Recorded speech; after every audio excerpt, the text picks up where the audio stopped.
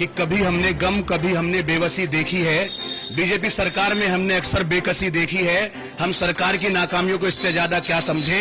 आज हमने सारे हिंदुस्तान में वेंटिलेटर्स और ऑक्सीजन की कमी देखी है। साथियों, मैं आपको बताना चाहता हूं, जैसा कि अब ये देश में अफरा तफरी मची हुई है कोरोना संकट को लेकर। जब पहले कोरोना था तब मजदूर और प्रवासी यहां से पलायन कर चुके थे। मैं समझता हूं उस टाइम पर कोरोना की लहर इतनी ज्यादा नहीं थी जब इन्होंने लॉकडाउन लगा दिया था। लेकिन आज जब लॉकडाउन की जरूरत है तब ये सरकार वाले लॉकडाउन नहीं लगा रहे। ये पब्लिक को मरने के लिए इन्होंने छोड़ा हुआ है। ना हॉस्पिटल में कहीं ऑक्सीजन की व्यवस्था है, हर जगह ना कहीं बेडों की सुविधा है, ना कहीं वेंटिलेटर्स की पूर्ति हो पा रही है। ये हर जगह पूरी तरह से सरकार विफल है। इस सरकार को जगाना होगा और अपने देश की जनता को हर तरह से बचाना होगा।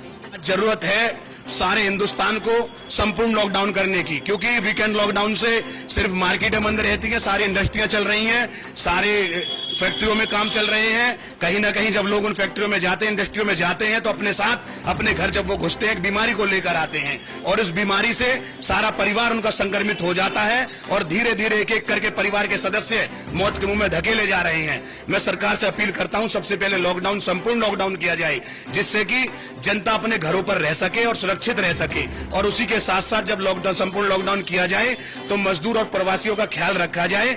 जब तक लॉकडाउन रहे इन गरीब लोगों के खाते में कम से कम सरकार को 6-6 हजार रुपए डालकर इनकी मदद की जाए, जिससे कि ये लोग पलायन करने पर मजबूर ना हो सके और अपना गुजारा कर सके।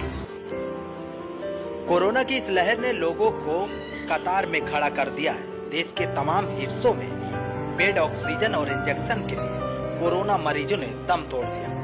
सिस्टम से जुड़े हुए लोग भले ही तमाम दावे कर रहे हैं, लेकिन धरातल पर जो चीख और पुकार मची है वह भी लापरवाह अधिकारियों का जीता जागता सबूत है। गौतम बुद्ध नगर में, दादरी में तो कहीं भी किसी भी हॉस्पिटल में ऑक्सीजन नहीं है। डॉक्टर्स ऑक्सीजन को लेकर धरने पर बैठने के लिए मजबूर हैं। हर रोज वो सरकार से गुहार लगा रहे हैं, अपने जनप्रतिनिधियों से कह रहे हैं किसी तरीके से ऑक्सीजन की व्यवस्था की जाए, ऑक्सीजन उन्हें दी जाए, जिससे कि लोगों को बचाया जा सके। लेकिन कहीं भी किसी तरीके से दादरी के हॉस्पिटल्स में और नोएडा में ऑक्सीजन की पूर्ति नहीं हो पा रही है। उसी के चलते हर रोज किसी न किसी परिजन अपने मरीज को लेकर लाइनों में लगे हुए हैं। सैकड़ों लोगों की लाइनें जहां लगी हुई हैं, वहीं हॉस्पिटल में बेड न होने के कारण उन लोगों का मरीज लाइन में ही दम तोड़ रहा है। इस महामारी ने इंसान को इंसान से भले ही दूर कर दिया हो, लेकिन आम जनमानस आज भी मदद के लिए आगे आ रहा है। वक्त बदल जाएगा, फिर देश में अमन होगा, लेकिन आज जरूरत है मानवता दिखाने की, और आज कोई आपके सहारे का इंतजार कर रहा है। मेरे द्वारा तो मैंने अभी कुछ दिन पहले लोगों से कहा था कि मिलना जुलना तो लोगों से बहुत मुश्किल है, इतना बुरा संकट है। मैंने सोशल मीडिया के माध्यम से लोगों को जितना भी सामाजिक दूरियां बढ़ाते हुए दिलों को मिला के एक दूसरे के साथ रहें, सबकी समस्याओं को समझें और सभी को फाइनेंशियली मदद करें। हर किसी के फेसबुक अकाउंट पर किसी के 2-4 हजार फ्रेंड होते हैं। अगर सभी लोग 500-500 रुपए से गरीब लोगों की मदद करेंगे तो मैं समझता हूं 10-20 हजार रुपए से उसकी मदद हो पाएगी जो अपना इलाज कराने में लाचार है, मजबूर है।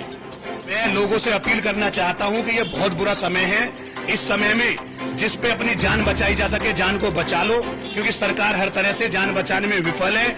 अगर लोग मास्क की जरूरत है आज लगाने की और 2 गज की दूरी बनाने की, तो जब तक ये 2 गज की दूरी और मास्क नहीं लगेगा तब तक इस बीमारी से निपटना बहुत मुश्किल है। तो सभी जनता से, सभी लोगों से मेरी अपील है कि अपने घरों पर रहें, सुरक्षित रहें, क्योंकि कारोबार तो बाद में भी किया जा सकता है, लेकिन अगर एक बार जान चली गई तो जान दोबारा मिलनी बहुत मुश्किल है। दोबारा जान जाकर एक बार वापस नहीं आती। और कारोबार तो बाद में भी हम लोग कर सकते हैं, बाद में भी हम अपने व्यवसायों को बढ़ाकर अपने परिवार की पूर्ति कर सकते हैं, लेकिन आज अपने घरों में सुरक्षित रहें और अपने परिवार का ख्याल रखें और अपने घर पर भी मास्क लगाकर रहें, जिससे कि इस बीमारी में हम जीत सकें और हमारा देश इस बीमारी से निपटने में कामयाब हो सके।